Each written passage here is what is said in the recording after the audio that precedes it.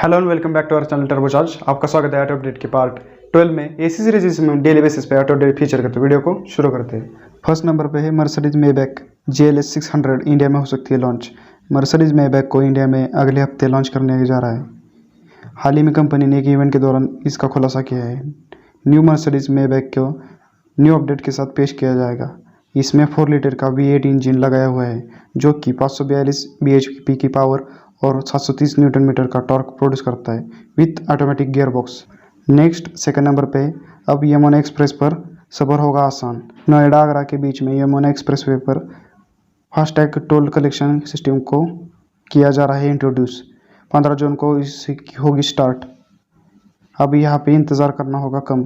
हाल ही में देश भर में फास्टैग का इस्तेमाल किया जा रहा है। नेक्स्ट थर्ड नंबर पे रिलायंस के पंप पर इमरजेंसी वाहनों को मुफ्त में दिया जाएगा पेट्रोल और डीजल। कोविड पैंडेमिक के बीच में रिलायंस देश भर में अलग अलग तरह से हेल्प कर रहा है। अब रिलायंस फ्यूल रिटेल वेंचर ने इमरजेंसी सेवा में लगने वाले व्हीकल को फ्री में फ्यूल देने की योजना स्टार्ट कर दी है। इस योजना को देश की कई सिटियों में स्टार्ट कर दिया है।